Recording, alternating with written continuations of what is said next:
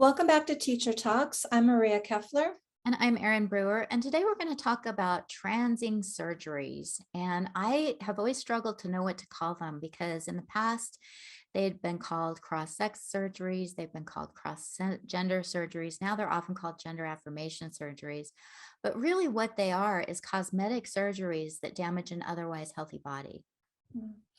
I've seen three market reports in the last year talking about how what they call sex reassignment surgery is a growth market.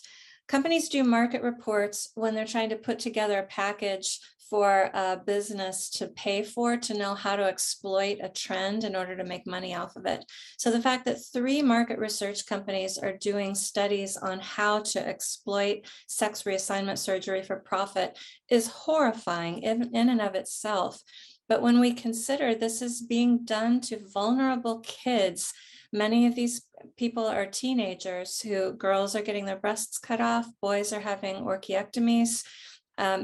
This is horrific, and we need to recognize it as such. This is about profit. This is not about caring for people. And I want to make it clear, one of the things the opposition will say is this never happens to children. Well, it does. We have documentation of girls as young as 13 having their breasts cut off, of boys as young as 15 having orchiectomies, as boys as young as 16 having a vaginoplasty.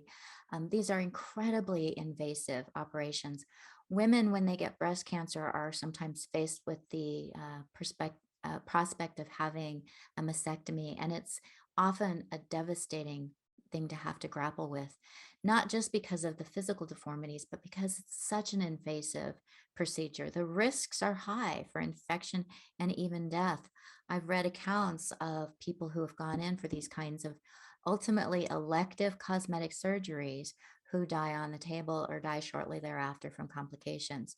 These are serious surgeries, and they're permanent. They damage these children's bodies, and they are happening to children who are under 18.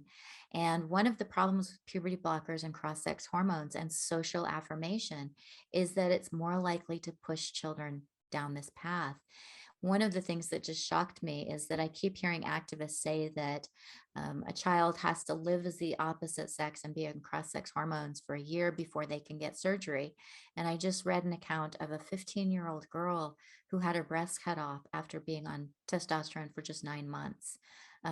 Again, these are not decisions that children can make, especially a child who's been on puberty blockers, because as we said in a previous episode, puberty blockers delay cognitive development.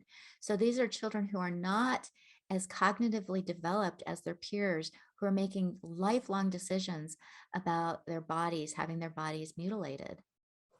And I've heard teachers and administrators say, well, we're not providing surgeries. We're not telling kids to get surgeries. It's not our fault.